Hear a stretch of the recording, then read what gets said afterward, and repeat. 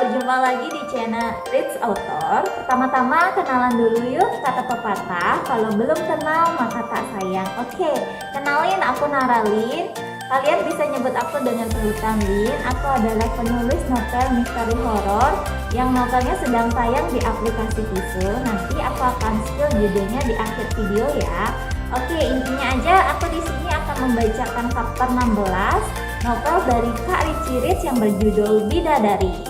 Gimana, penasaran nggak sama alur, kisah, dan konfliknya novel tersebut? Selamat mendengar ya. Tidak.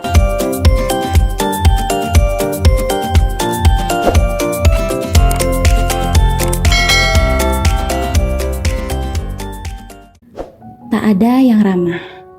Ngeloyor gitu aja dia, mungkinkah itu caranya meminta maaf? Aida belum sempat bicara apapun setelah Reiko tadi menyeletuk. Aida juga tak sempat menjawabnya karena pria berstatus suaminya itu bicara sambil ngeloyor pergi meninggalkan dapur. Tak punya manner.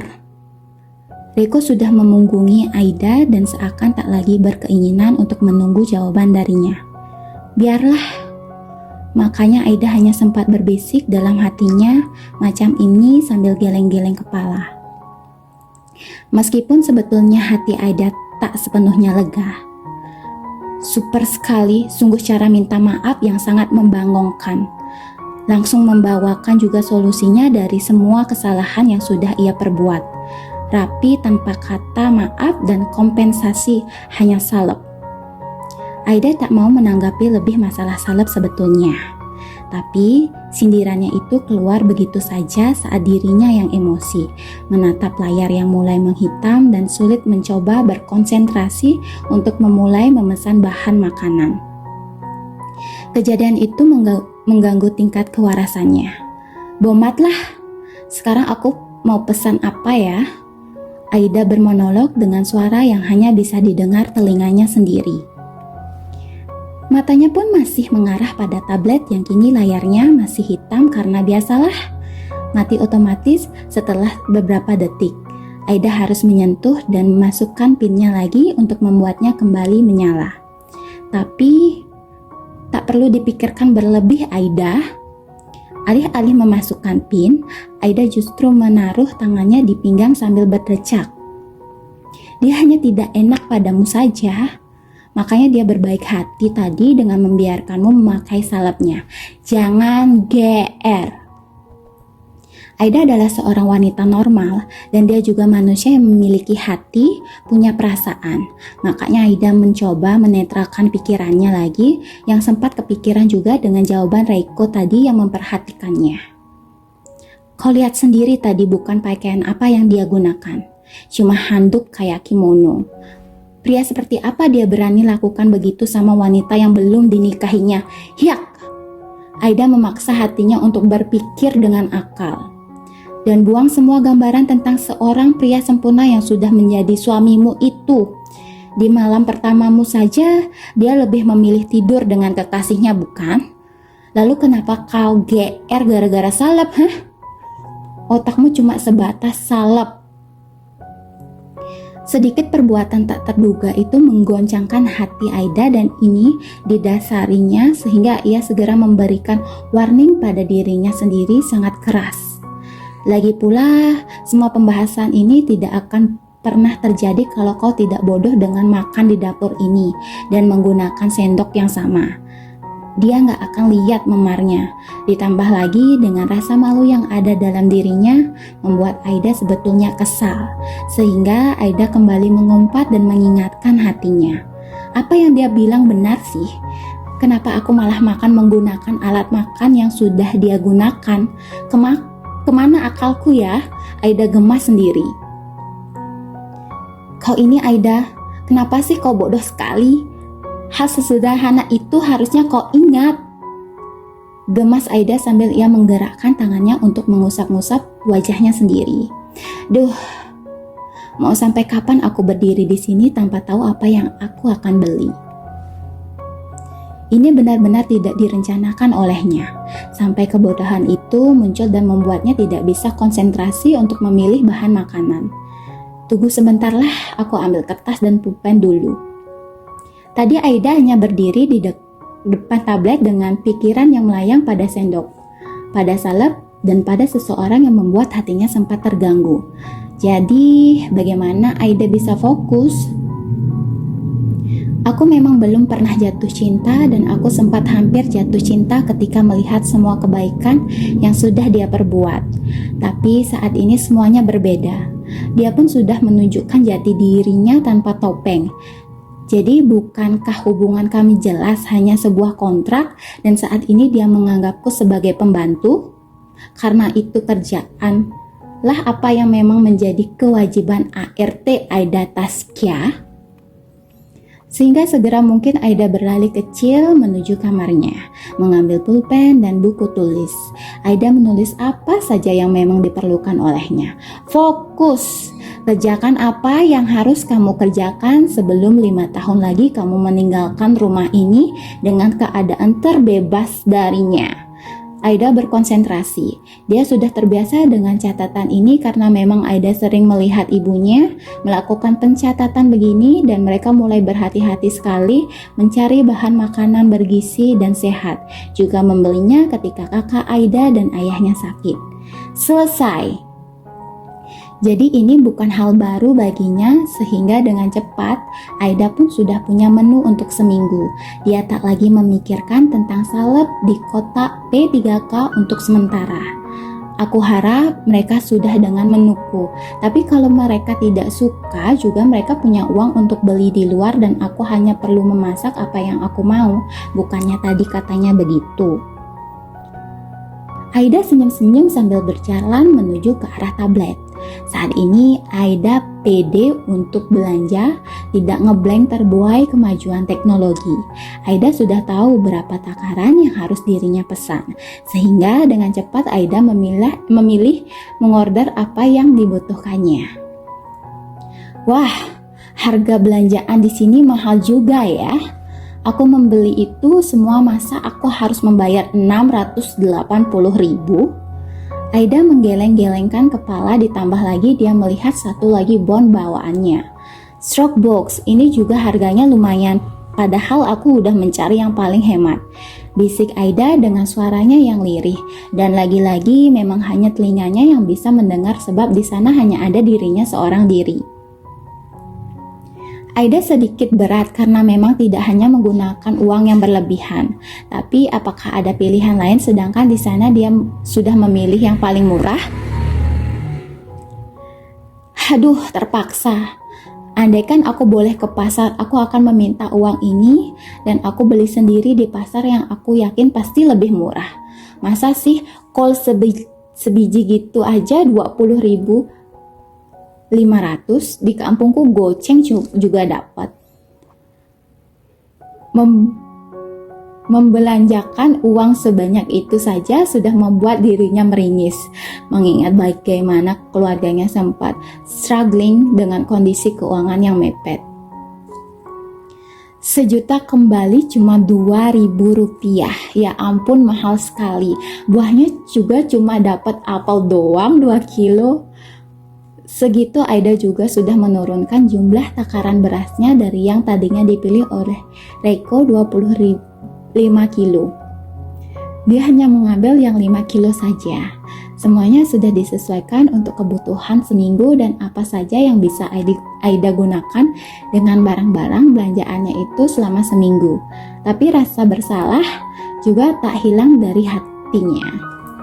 Ya Rob, engkau lihat sendiri, aku tidak sama sekali berusaha untuk mencederai kepercayaan yang dia berikan soal uang yang ada di balance saldonya itu. Semua aku sudah cari yang hemat-hemat loh. Mudah-mudahan aku gak kesalahan. Engkau yang maha tahu segala yang tersembunyi di dalam hatiku. Sambil menunggu kurir yang mengantarnya datang, Aida yang masih tak enak hati memilih tetap duduk di dapur. Ia bukan orang yang takut dengan dedemit dan sebangsanya jadi sendirian di situ pun tidak masalah untuknya. Namun kini matanya tak sengaja mengarah ke sesuatu yang tadi disarankan digunakan oleh Reiko. Tak ada salahnya juga aku pakai ini. Lagi pula aku juga memang harus menutupi wajahku supaya tidak dilihat kurir dan disangka aku KDRT sama majikanku di rumah ini. Padahal emang benar KDRT dari suami yang sudah menikahiku tadi pagi. Suami yang kini lagi ama pasangan sinanya. Kenapa begini? Sial, hidupku terlihat dalam kehidupan begini dan mengomel sendirian malam-malam begini. Astagfirullah. Akhirnya Aida pun membuka kotak P3K-nya juga. Dia mengaplikasikan sesuatu di wajahnya yang masih terasa perih karena pengaruh lebamnya itu. Aida memang sudah dinyatakan bersih dari kankernya, tapi kondisi tubuhnya memang tidak sebaik orang normal yang tidak memiliki penyakit sepertinya. Luka sedikit saja seperti itu pasti akan sedikit lama sembuhnya. Dan di saat dirinya masih saja 5 menitan mengaplikasikan salep, ting nong. Cepat sekali. Bahkan sebelum membukakan pintu untuk kurir, Aida berusaha untuk menutupinya dengan menarik kerudungnya sedikit ke depan dan menutupi memarnya. Karena memang dari tadi saat keluar kamar dan bertemu Reiko, termasuk melakukan semua aktivitasnya di dapur, Aida selalu mengenakan kerudungnya. Dia tidak sama sekali membuka dan membiarkan rambutnya juga bagian tubuh lainnya terlihat oleh siapapun di rumah itu. Malam, Mbak. Saya mau antar belanjaan. Seorang pria berdiri di depan pintu apartemen karena memang tadi Aida juga sudah memberikan pesan untuk diantar ke depan pintu. Oh iya, ini semua belanjaanku. Penthouse 3801. Iya, aku tahu aku yang pesan, tapi boleh aku cek dulu nggak? Nanti majikanku bisa marah kalau ada belanjaan yang kurang dan disangkanya aku ngutip uang belanjaan. Pinta Aida baik-baik, pemilihan katanya juga baik. Silahkan, respon sang kurir juga baik. Hanya saja, tapi bukan seharusnya kalau belanja online itu nggak mungkin bisa dikorupsi ya, kan ada histori belanjaannya. Kurir itu mengingatkan sesuatu dengan logikanya. Wah, dia pintar juga. Aku nggak kepikiran ke sana.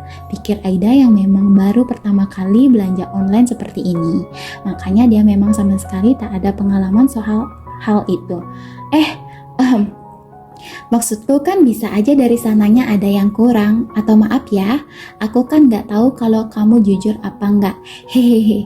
Aida masih berusaha sopan di saat kurir yang masih menggunakan masker itu makin menatapnya dingin mendengar kata-kata di kalimat Aida yang terakhir itu.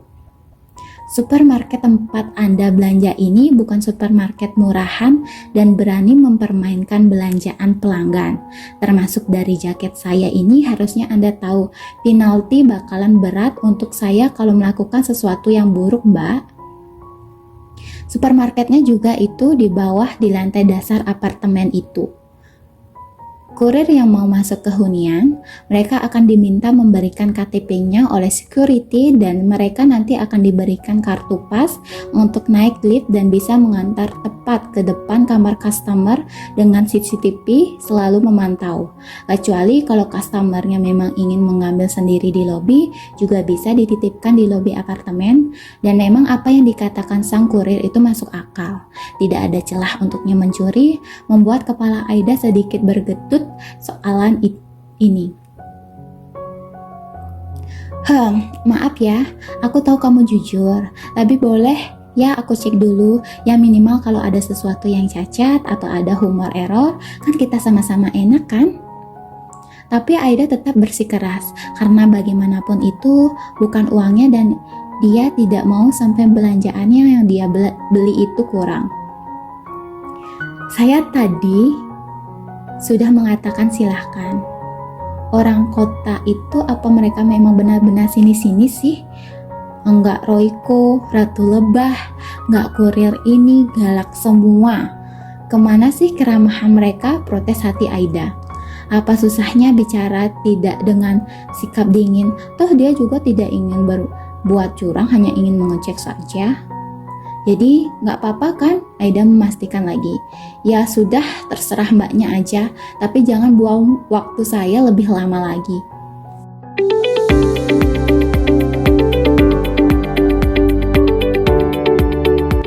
Nah, Gimana pendapat kalian tentang novel Bidadari dari Kak Richie Rich ini? Masih penasaran kan tentang alurnya? Bagi yang penasaran, kalian bisa membaca di karyakarsa.com dan cari nama Richie Rich, ketemu deh novelnya. By the way, selagi nunggu novel Bidadari update dari Kak Richie Rich, aku akan spill novelku yang berada di aplikasi Piso yang berjudul Misteri Hotel Pondok Indah. Novel ini menceritakan tentang gadis berusia 23 tahun yang bernama Dinda Saraswati. Niat hati ingin berlibur ke Bali untuk mencari ketenangan dan kedamaian karena ia belum menerima kematian sang ibunda yang sangat mendadak. Namun bukannya mendapatkan ketenangan dan kedamaian, ia malah mendapatkan teror-teror mengerikan dari arwah gentayangan yang ada di hotel tersebut. Sebagian ditulis dari kisah nyata. Apakah Dinda bisa melewatinya? Ikuti terus di aplikasi Piso ya. Tunggu. Gak lupa aku ngucapin terima kasih banyak untuk kakak-kakak yang sudah nonton video ini. Ditunggu video berikutnya ya. Jangan lupa like, comment, subscribe, and share. Bye-bye. Sehat-sehat selalu.